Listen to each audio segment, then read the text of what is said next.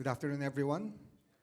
Welcome to the opening reception for the exhibition Between Two Worlds, a Philippine Diary 80 Years Ago by Shinichi Komatsu. I am X Valles, the head of Filipinas Heritage Center, and I will be your host today. To commemorate the 70th anniversary of Philippines-Japan friendship, this exhibition draws from the vivid first-hand accounts of Shinichi Komatsu, a civilian engineer who was dispatched to the Philippines and captured as a Japanese prisoner of war, all recorded and illustrated in his prisoner's diary, Ryojin Nikki. Revealing universal truths and inviting us to view the complexities of war at the individual level, this exhibition encourages us to seek complementary perspectives, hoping to deepen our understanding of the shared history between Philippines and Japan.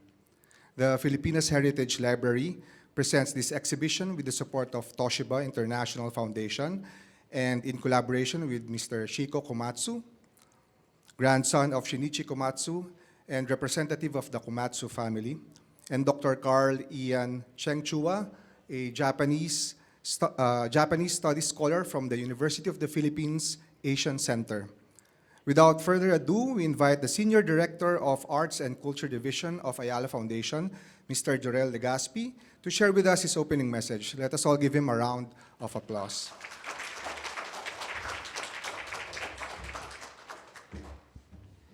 Thank you, X. Konnichiwa. Magandang hapon po sa inyong lahat. On behalf of Ayala Foundation, it is my pleasure to formally open Between Two Worlds, a Philippine diary 80 years ago by Shinichi Komatsu, an exhibition organized by Filipinas Heritage Library here at Ayala Museum. We are honored to be joined by our co-curators, Dr. Karl Ian Cheng Chua of the University of the Philippines Asian Center, and Mr. Shiko Komatsu, grandson of the diary's author. And it is actually your first time visiting here in the Philippines. Welcome.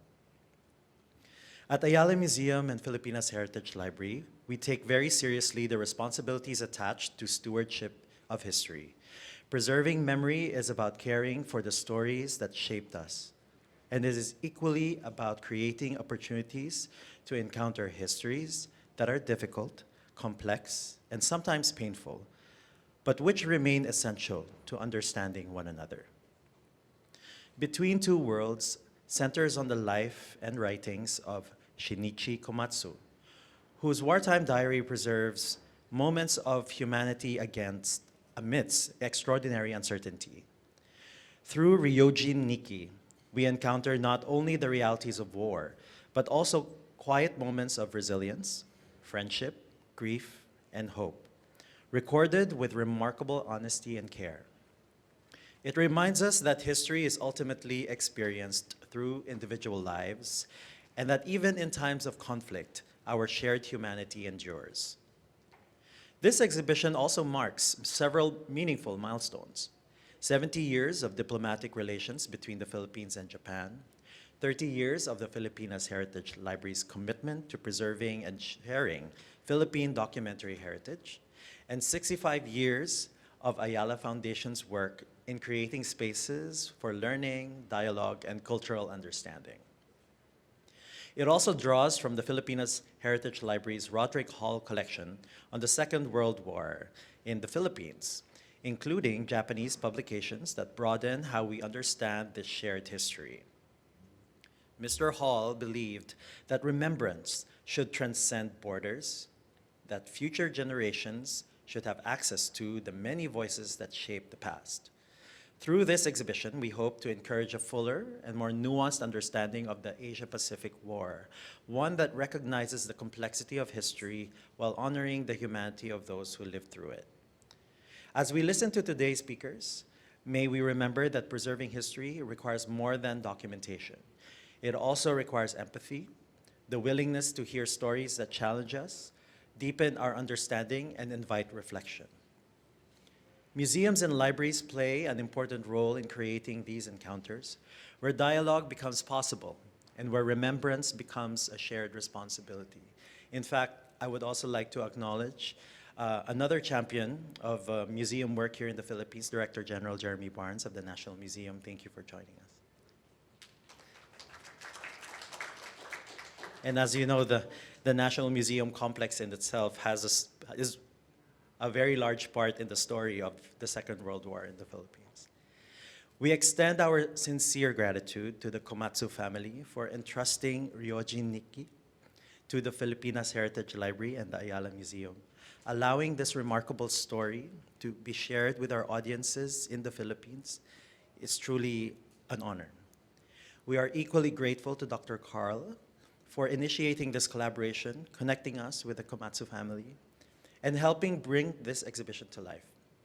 Congratulations also to Cecil Aison for leading this project together with the Filipinas Heritage Center under the guidance of X. Maraming salamat, X and Cecil and the team. Our thanks also go to the Toshiba International Foundation for its generous support, and to the Embassy of Japan in the Philippines for recognizing the significance of this project and the enduring friendship between our two countries. We hope that this exhibition reminds us that remembrance is a pathway towards understanding, reconciliation, and a brighter future for all. Mabuhay ang mga alaala. Domo arigatou gozaimasu. Maraming salamat.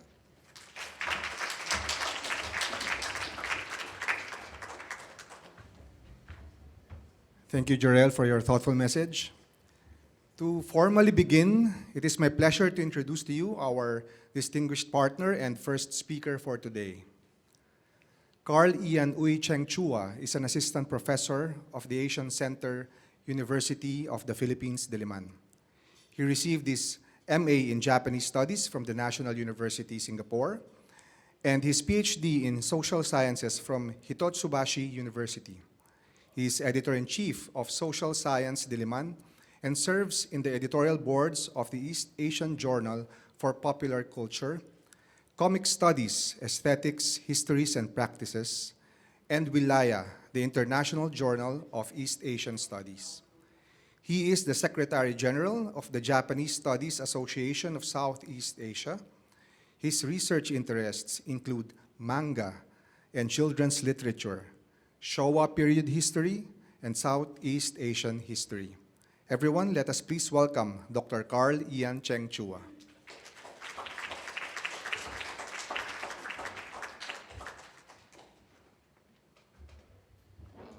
So, distinguished guests, I'm quite honored to have our exhibit for this event itself. So, allow me to just give you a brief idea of how we came to this exhibit with my PowerPoint. So, I always begin by actually remembering a very brilliant man who had actually hired me to this occasion. It's Mr. Roderick Hall, which was already mentioned. It was the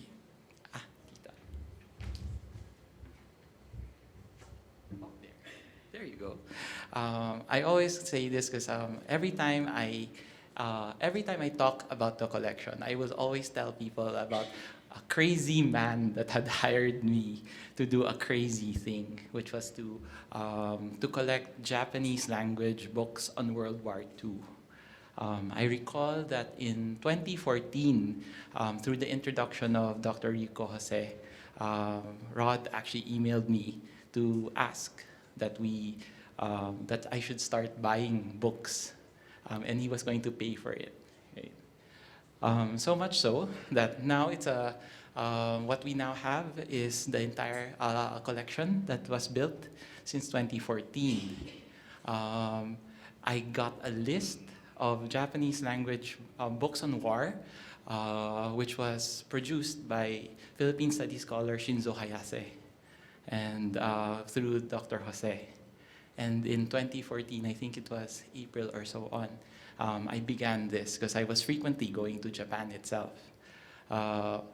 When I was then building this PowerPoint, it also dawned upon me that this was a few months before, and my last conversation regarding this was with Ma'am Lydia, because Sir Rico was not checking his emails.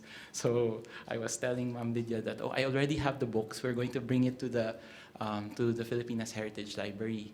And a couple of months later in August, Ma'am Lydia passed away. Right? So how did I come to this? How did I come to engage with Ryoji Nikki?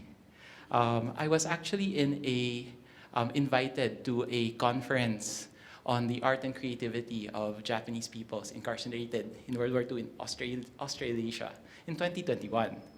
I do manga. I don't do formal art. So I have no idea as to where I'm going to get this material. So of course, I'd go to Dr. Jose, who on that same year had a talk, the one that you see here, on wartime postcards.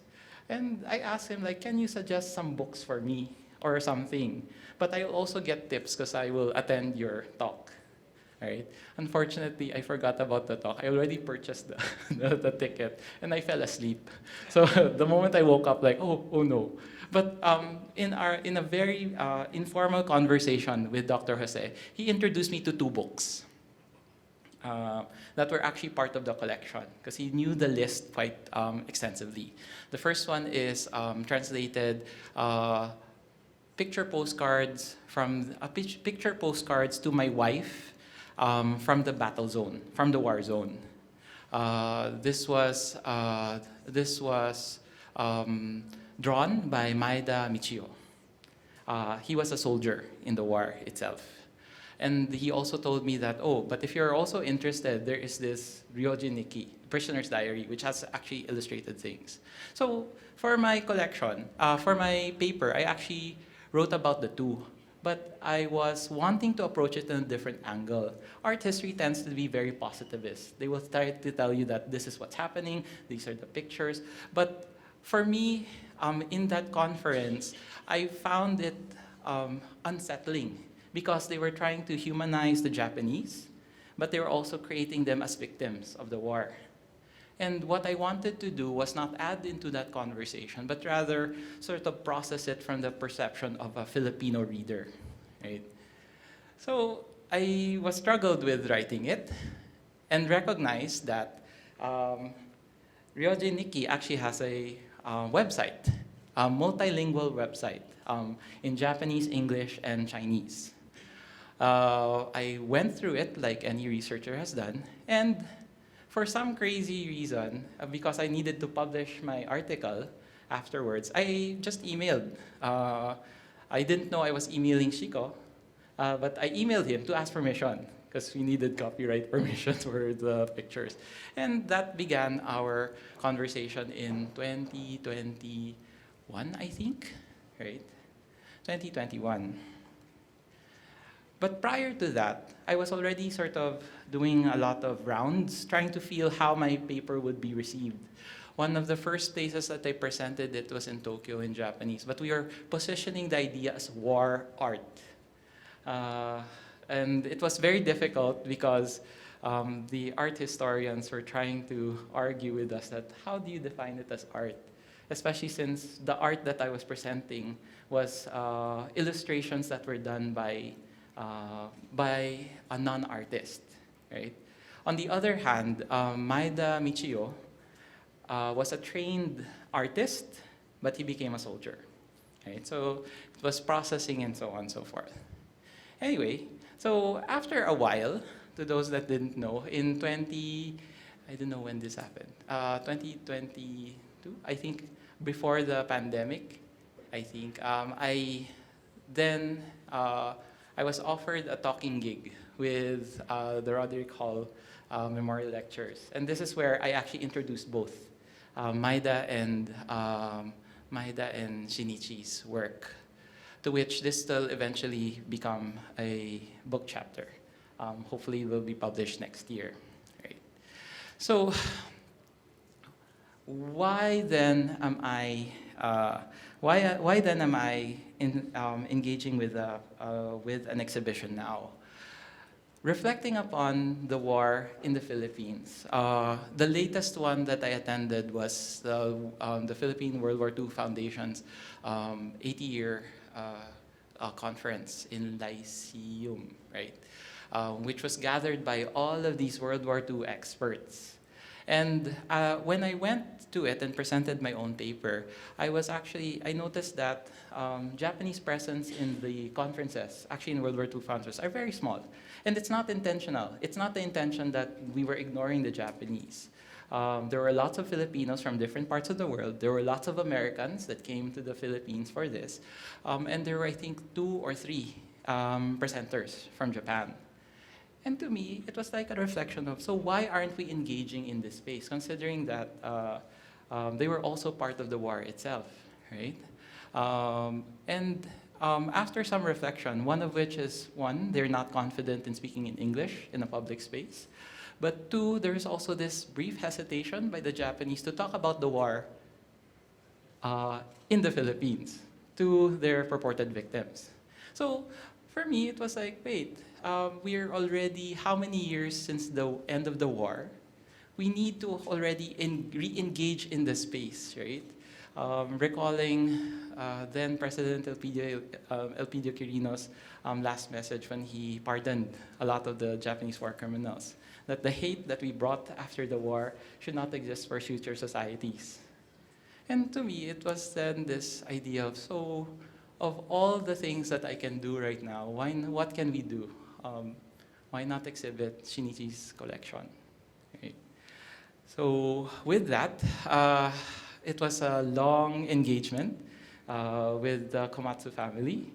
At first, I thought that they would be very hesitant to present it, considering that with World War II material, the families are usually hesitant to present it in public. In my brief conversations with the people that are here, most of the material are either privately published, which means that it is only for families to consume.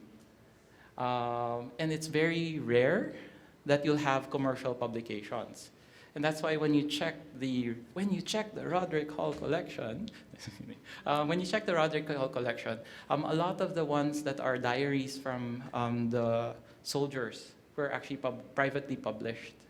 And it's very difficult to buy them. I recalled before that I had to ask, Rod permission to buy a 150,000 yen diary. But I had to first check with Sir Rico, like, is this important? Yes. Then I have to then push it to Rod. We have to buy this. And then, So with that, I thought, I discerned carefully and thought that rather than have a soldier, Maeda Michio, I thought that it would be better to start with a civilian, Shinichi Komatsu, right? Because I was also not sure about its reception.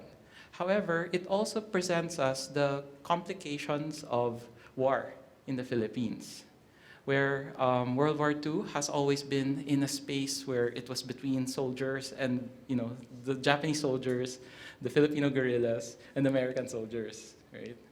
With the great work of Memorare Manila, who later on allowed people to think about the war from a civilian's perspective with their own movement, sort of pushing this idea that there were other actors in this space as well. And hence, through bold moves, we asked the Toshiba Foundation for money, and they gave us. Hooray! Right? So we have it. But something that I was actually fascinated as I was doing research on my paper. To those that want to be interested, they also have a picture book that they were teaching Japanese kids about Komatsu Shinichi during that time. So I was looking at it from afterlives. How were they talking about the war? How are they teaching people? And because it was also a picture book, it tells me that it's safe for me to show this to a general public without, without them being fearful of violence within the illustrations of the war itself. right? So where am I ending with this? The idea of how I actually also wanted to do it this year was because we're commemorating the 70th anniversary of Philippine-Japan relations. But we cannot remove from our relationship the memory of war itself. But why I wanted to also present this picture was for then, not only us Filipinos, to think about who was part of that war, right? But to also complicate that war further. That we are not just that we are not just working within, Filipino fighters, Filipino civilians, Japanese soldiers and American soldiers, and civilians that were interned, particularly in UST, right? But to add more to that picture so that we're able to further engage with that history. But at the same time, it is also a way for us to think that Philippine-Japan relations does not actually begin with after the war. We can also then think about other Japanese that were actually in the Philippines, including the abaca farmers in Davao, the workers that built Cannon Road, right? Or even the Japanese prostitutes that are here since 1920s, right? And by doing so, it allows us to then reassess our relationships with Japan in the present and future. So I do hope that this is the beginning of a lot of things, and I hope I didn't bore you. Thank you.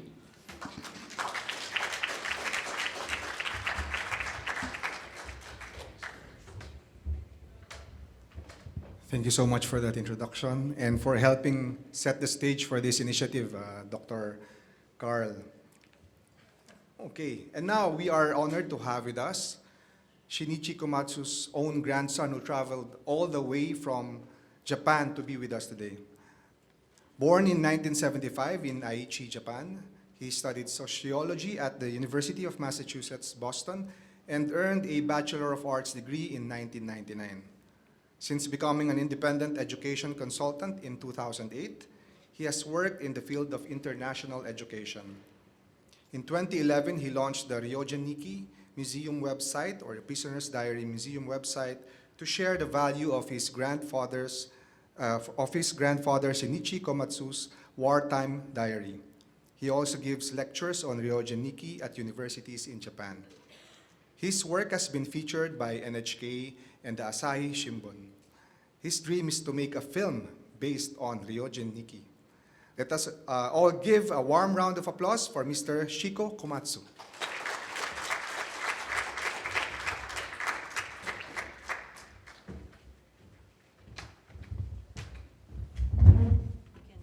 Okay. Good afternoon, everybody. My name is Shiko Komatsu. I'm the grandson of Shinichi Komatsu, who wrote Ryogen Nikki. This is my first time in the Philippines, so I'm a little bit nervous. But I'm very happy to see you all today. First, I'd like to express my sincere thanks to Ayala Museum for recognizing the value of Ryogen Nikki. I would also thank Dr. Karl Ian Cheng Chua of the University of the Philippines for proposing this exhibition. Both have helped me see the history of the Philippines and Japan from a new point of view. They have also opened a new path for Ryogen Nikki. Today is a special day. We are here to celebrate 70 years of friendship between the Philippines and Japan. 80 years ago, my grandfather was in the Philippines during the war. During the war, when it was very difficult to write, he left these records. At the end of the war, in preparation for military trials, the Japanese military banned many wartime records. As a result, very few primary sources from the war remains. Also, the records that remains are mostly words. They are not visual records like those we see today. But my grandfather's diary is very special. It has both words and pictures. This diary was published in Japan in 1975.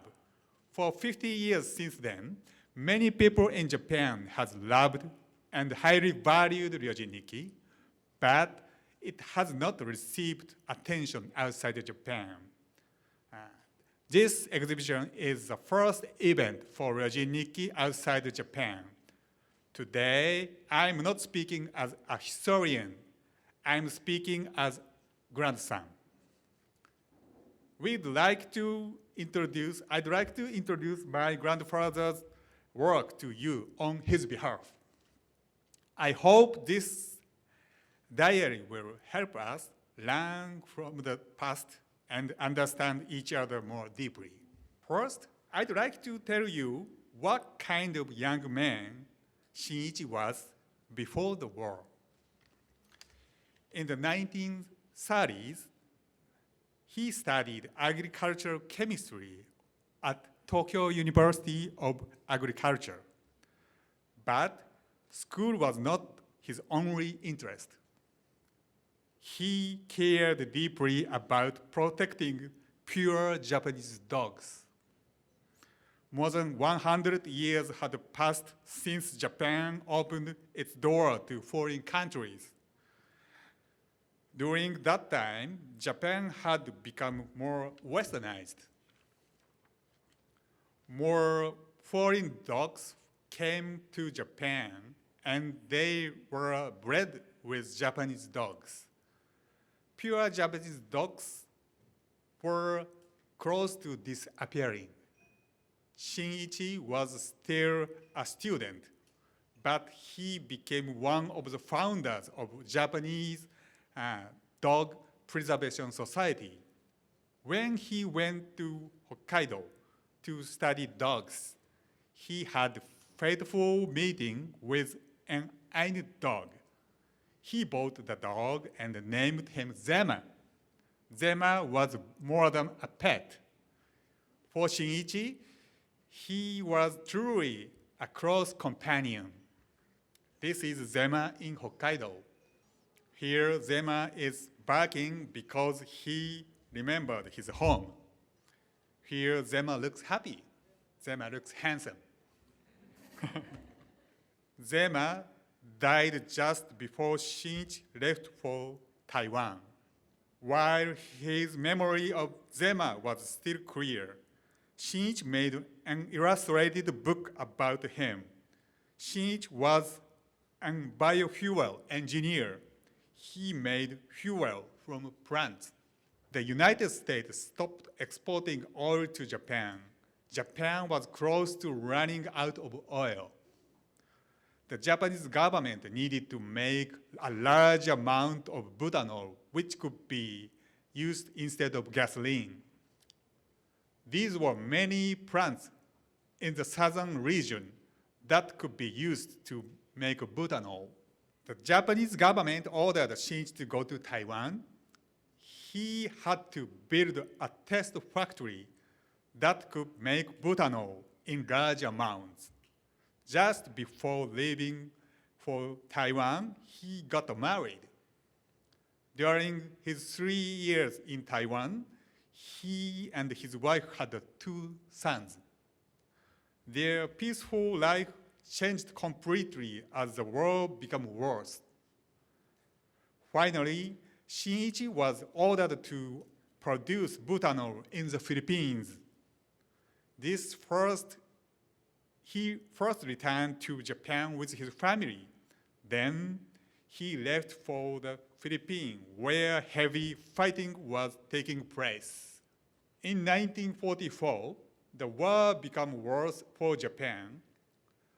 In Japan, it has become difficult even to get food, clothes, and daily goods. Many people were forced to live hard lives, but Manila was very different.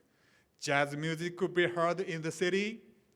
As this drawing shows, some senior Japanese officials went out night after night. They enjoyed food, music, and parties. Shinichi was very shocked by the huge difference between Manila and Japan. Please look at this picture. The woman in the middle is Yukiko. She was Shinichi's wife and my grandmother. In the right is their first son, Teru. On the left is the second son, Hiro. When Shinichi died 50 years ago, Hiro played a central role in publishing Ryojin Nikki. About 15 years ago, I started the Ryojin Nikki Museum online. Since then, Hiro has supported me a lot. He is still doing well and lives in San Diego in the United States. The two boys are wearing clothes and shoes made from Manila hemp. Shinichi went to send them from Manila to Japan by special military transport. Have you noticed that Yukiko's belly is large? My father, Taka, was still in Yukiko's belly. 2 months later, he was born as their third son. My father died of cancer last year. He was 80 years old. He was always willing to do the hard work of organizing information and materials about Ryojin Nikki. I am thankful that he helped make this exhibition possible. How do you feel about the long 80 years between this photograph and today? This drawing shows Victoria's factory on Negros Island. In March 1945, the Japanese military planned to make Negros Island its last stronghold. For 6 months, Shinichi worked as hard as possible to produce butanol. But American forces landed on Negros Island. The Japanese forces couldn't resist at all. They set fire to factory and ran into the jungle. Japanese soldiers fled into the jungle dressed like this. Japanese military had made no preparation at all for jungle fighting. According to Ryojin Nikki, about 24,000 Japanese soldiers were on Negros Island. About 8,000 died in battle. About 8,000 died in the jungle. About 8,000 survived. When people are pushed to the limit, how do they show their true selves? What can they do to survive? Shinichi recorded this harsh and extreme experience calmly from beginning to end. Here, I'd like to introduce some of things Shinichi and others ate in the jungle. Roasted lizard tasted like a chicken. Crabs and frogs tasted good. Cicadas smells oily. They also ate poisonous snakes. In the jungle, they ate anything to survive. Many people died from American attack, hunger, and disease. This drawing shows shoes being taken from a soldier who was still alive. Everybody was pushed to the edge of death.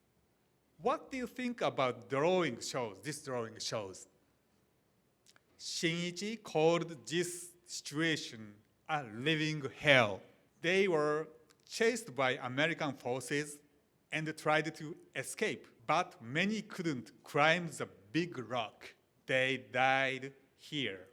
Some begged for water, some begged for food. Some prayed as they died. Even they wanted to help. They couldn't. It was truly a living hell. What could I do in such a hopeless situation? At the end of the war, Japan surrendered. In this drawing, an American soldier is pouring coffee for a Japanese soldier. The Japanese soldier had lost one eye and one arm. After 5 months in the jungle, Shin experienced what he called kindness again, for the first time in a long time.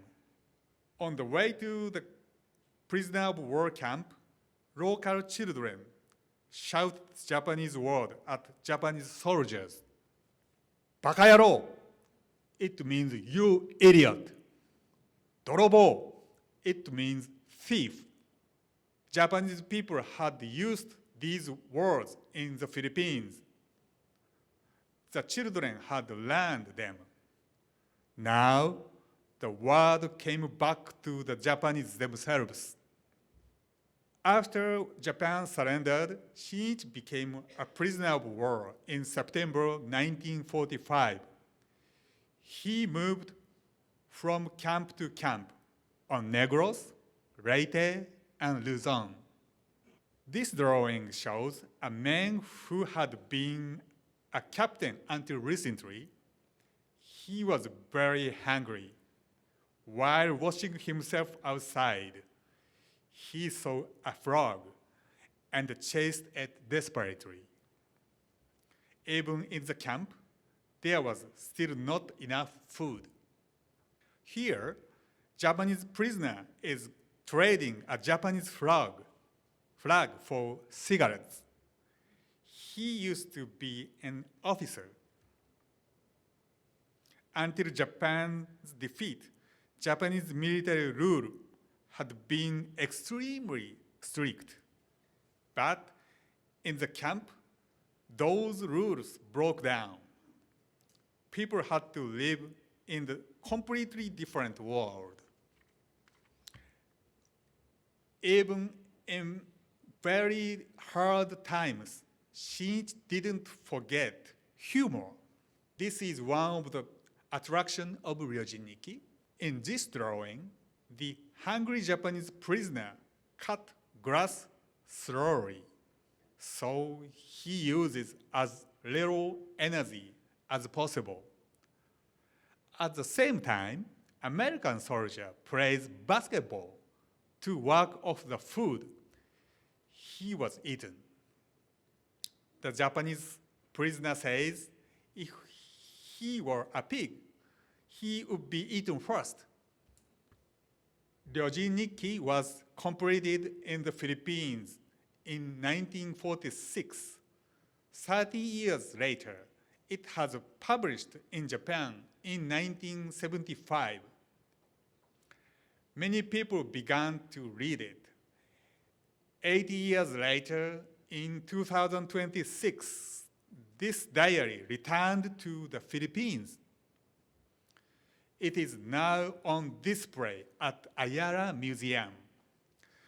This year marks 70 years of friendship between the Philippines and Japan. For me, this feels like a miracle. The the people in this diary are no longer alive, but this diary still remains. And it still speaks to us across countries, across languages, across time. I believe this diary will continue to tell the truth about history to us today and to people in the future. Thank you for listening today. Thank you very much.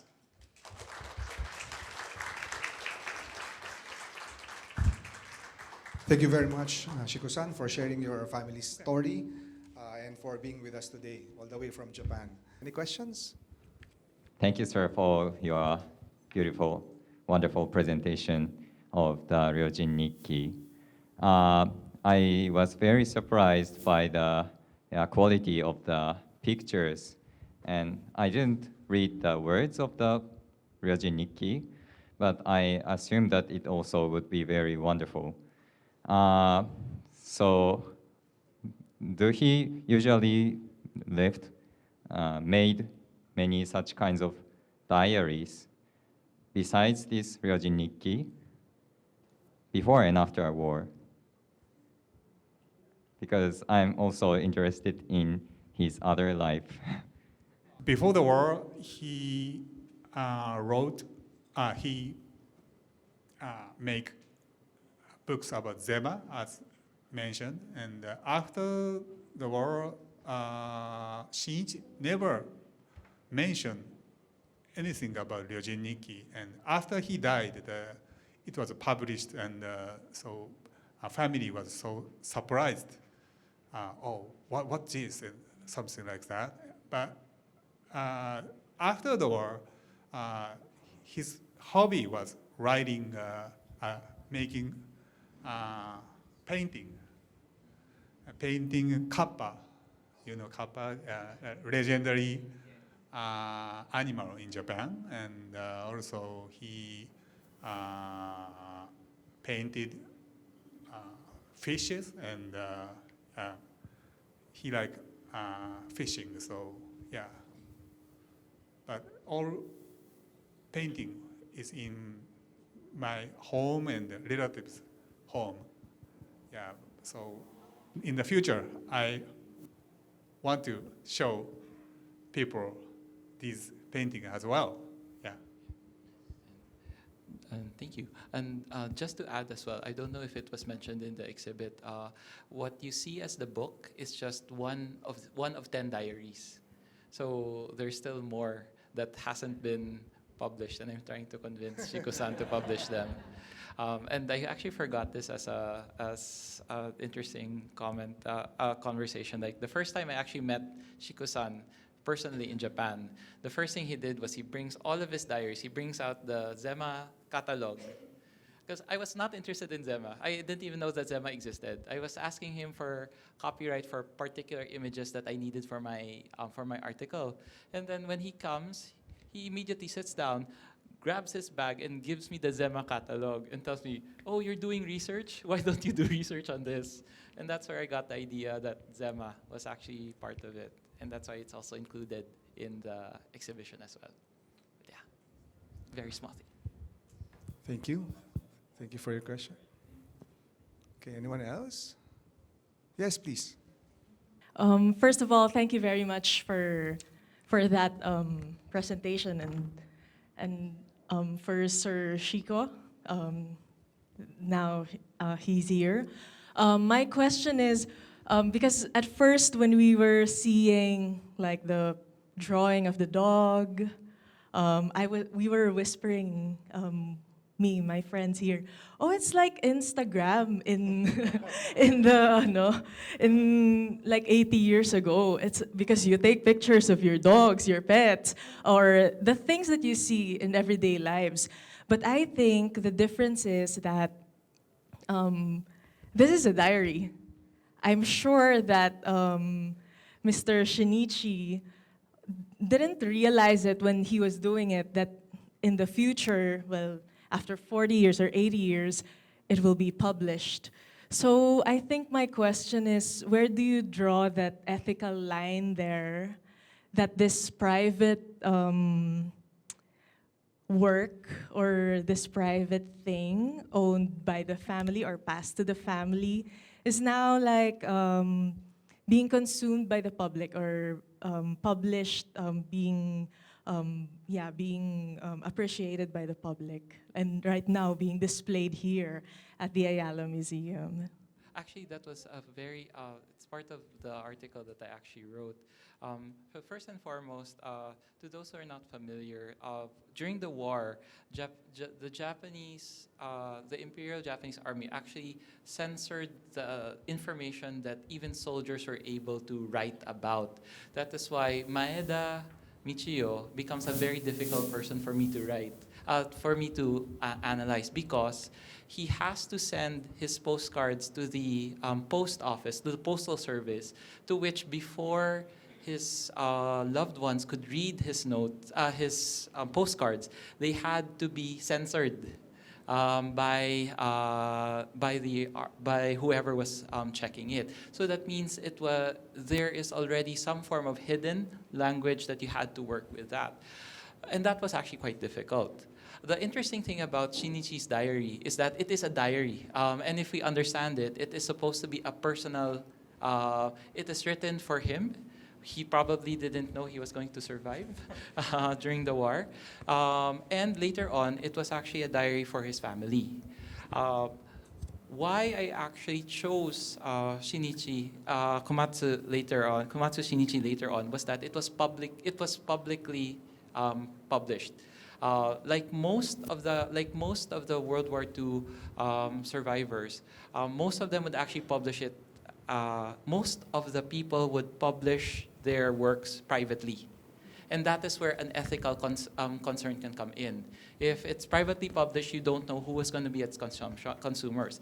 But later on, thankfully, through the auspices of the Komatsu family, they actually shifted from private publication to public publication. And that already allows you some form of leeway to not only read, but also study it. But of course, part of that as well is asking permission from the family, which they were generously able to grant for that. But thanks for the question. Thank you, thank you.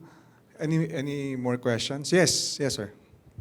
I'd like to ask Komatsu-san, in the diary, how were the Filipino, did he have some encounters with the Filipinos during his stay here, and how was the treatment, or how was the Filipinos projected in his diary? Thank you, sir.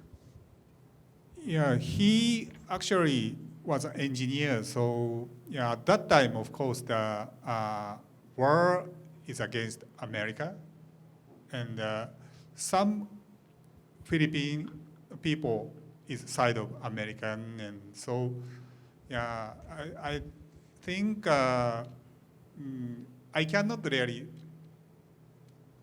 say this today's standard Philippine people how they are. So of course, some word is very negative. So this is primary source. So even after 80 years, so we keep exactly what he was written. So if you read the book, you can find the expression regarding Filipino. So, yeah. Just to give you an idea, and that's why I loved the diary itself, because it was very complex. On the one hand, you had, of course, the typical representations of Filipinos that were there. But one of the things that even Shiko-san had presented were the children. I really love what you said, right? Like, they learned it and now they're throwing it back. Bakayoro. I think he didn't show it, but there was actually one there that says putang ina. That's written in katakana. So it was interesting because you had these children now agency to fight back to these Japanese, even if it was words. However, in my own chapter, I had there was during Shinichi's internment. What had happened was there was one rape or violence that happened to a Filipina inside the internment camp. And they were going to engage in an investigation. And in that time, there was this, he describes in this diary this large, burly Filipina woman that was now going to be in charge of the rape crime. And Shinichi actually wrote there that he was terribly afraid of this woman because to him, this woman may not need to know the truth, but will just point to you and say, he's the rapist, he will die. So you see these very interesting, complex ideas that are in that space. And that's why there's a diversity that. But to me, it was interesting kasi syempre, you now put empower. If we put it within the lens of World War II, our image of Filipino women was always about victimhood, right? Particularly comfort women. So that was something that I was intentionally wanting to add. That in this brief moment in time, 100 Japanese soldiers were actually deathly afraid of this internment woman who had the capacity to make a decision of the life and death of these Japanese internees. And at the same time, it's a reflection. If you recall, we also have these accounts in the USD camps as well, where you have also American internees that had similar experiences. It was very fascinating. Yes. Okay, hi. Actually, my question is somewhat related. It's a follow-up question to Dr. Cheng Chua's answer. So, with the scarcity of primary sources from Japanese soldiers during World War II, other than what you cited, what other instances or what other insights were kind of like breakthroughs for you coming from the diaries of Shinichi Komatsu? Sige, I'll advertise the Filipinas Heritage Library and the Roderick collection. This is where the beauty is, and this is where the sad reality is. There's actually a lot written by Japanese about the war in the Philippines. Unfortunately, they're all written in Japanese, and they're not translated. So even Ryojin Nikki is not supposed to be read by me, right? It was supposed most of its audiences were supposed to be Japanese. However, as an idiot that knows Japanese, right, then I become curious and try to read anything about the Philippines in this space. And that is where the beautiful collection of Rod and his investment comes in. When I engaged with him before, part of the hestation was, so who's going to read this? And Rod was just saying he doesn't care. He just has to collect it because somewhere in the future, some other idiot will come in, go to that library and ask for a Japanese language book on something and be able to read it, right? Right now, we have, in the age of AI, we can sort of Google Lens something. It's not going to be accurate, but it's there. And that's also part of why we did this exhibit. The idea now is for us, even if we don't have the capacity to read it, we have the capacity to somewhat consume it. I think I mentioned it as well that because it's visual, we don't need to learn Japanese. We can see it, but the more that we are able to read through it, we unpack it further. And that's why parang, in the diary, the first thing, it was fascinating for me to see katakana of putang ina. And me first like, reading it, puta, okay. Right. It's these interesting discoveries that we see. Yeah, thanks. I'd like to take this opportunity to invite all of you to visit our library at the 6th floor. Dun sa may shop, there's an elevator there near the shop. Our library is there. So if you wanna check out our Japanese language books, the Rod Hall collection. But it's also not just limited to the Japanese ones, right? It's also the English and the Filipino ones are there. The only reason I know it because I bought most of the books in that collection. I don't know what the others are there, but it's a very extensive collection, especially if you want to do World War II. Right. Dr. Cheng Chua, a follow-up question. What do you see as is the role of the historian or the responsibility of the historian in working with overlooked histories that many people may be hesitant to discuss, such as this? And why do you think art is important in sort of creating a gateway into this conversation? I will unpack this in several layers. So first and foremost, art itself, I'm slightly critical about art because art is really about the museum. The the high art that's actually being presented. And because I work with popular culture, it was very difficult for people to actually look at it as art itself. And that was why I insisted on a diary and not formal paintings. Right? So on the one hand, I wanted to sort of democratize art, that anything that is created is art on its own case. Right? In that project, they were working with the idea of even the mahjong tiles that were constructed by the soldiers in the internment camps in Australia were considered art by our group, because it was something made in that space, in a limited space. With that, it gave me an idea of, so where else can we talk? Where else can we see the war in a different lens? Soldiers will talk about. I'm not telling you to not look at soldiers' stories and stuff, but their stories are going to be very typical. We fought the war, we killed these people, I regretted it, I have trauma about it, and I can't sleep about it, right? So it goes on and on and on. And a lot of my students that are war freaks would constantly write about it. So for me, I wanted to look at it from a different angle, not to sugarcoat anything, but I wanted to see things in a different way. And that was where my beginning came about. I studied comics. Kalibapi, no, what's that, Kenkoi? Actually published in World War II, and that was a master's thesis. And by doing so, I'm able to then see something different. And that sort of put me in a rabbit hole of sorts. So much so that while people would be looking for in the Rod Hall collection something like the Kamikaze diaries, I went for something visual. Right? And the other thing, because I'm stupid, I hate reading. So I look at the visuals and then I say, oh, what can I do with this? What research can I do?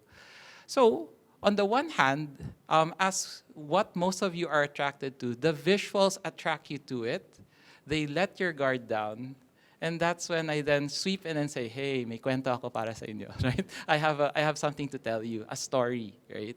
And that allows you to listen. Visuals and different medias will actually allow you to disengage in that space, right? We could have done a diary, which would have been fine, but diaries are text-driven, right? The problem with text is that if the text is not beautiful, we immediately reject it. What more if you start with a foreign text that's not translated? So I sort of, that's sort of my mantra. It's not as successful in history, but you know, that's the place that I actually work with. And hey, I have an exhibition. Thank you so much, sir. Yeah. We have room for one last question. Anyone? All right, I guess that's it for this afternoon. Thank you, Dr. Cheng Chua and Shiko-san. Thank you so much for joining us. May we now request the presence of our Senior Director for Arts and Culture, Mr. Jorell Legaspi, to present our certificates of appreciation to Mr. Shiko Komatsu and Dr. Karl Ian Cheng Chua. And Ms. Cecil Aison, the head of the Filipinas Heritage Library.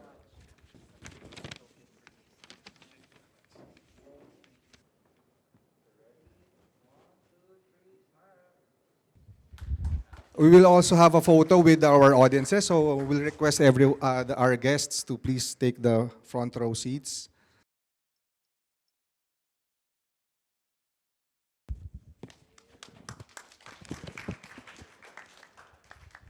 All right, we would also like to invite everyone to join us next Saturday. Next Saturday, July 18, from 4 p.m. to 6 p.m. here at the Ayala Museum for the Tokyo's Zima, Lingayen's Smoky, Dogs in War Reminiscence. So yun yung tungkol sa mga dogs. So that's next Saturday by Dr. Ian Christopher Alfonso. And on August 15, Saturday, also from 4 to 6 p.m., here at the Ayala Museum for visual art representations of World War II in the Philippines, different perspectives of a shared tragedy with Dr. Ricardo Jose. These lectures will delve into the broader themes in the intersections in Philippines-Japan history and civilian life during the war. Both lectures are also part of the Roderick Hall Memorial Lectures, a series that honors Mr. Roderick Hall, whose generous donations make up FHL's collection on World War II in the Philippines. And as we conclude the program, we invite you to visit the exhibition at the second floor lobby. Our tour guides over there will begin with the first batch of 15 guests. While you wait for your turn, please feel free to enjoy the refreshments there on the side. Meron tayong mga cocktail tables at the back. No? We also invite you to share your feedback through the QR code flashed on the screen. And we would like to express our sincerest thanks again to our guest speakers and co-curators, Mr. Shiko Komatsu, Dr. Karl Ian Cheng Chua, and the Komatsu family, Toshiba International Foundation, the Embassy of Japan in the Philippines, and our team of volunteers. And we are grateful for your invaluable generosity and support that made this exhibition possible. We thank you, our dear audiences, for coming over kahit na may bagyo. No? Parang tumila na naman yung bagyo. And we hope to see you again in our future events. No? Thank you very much and enjoy the rest of the afternoon.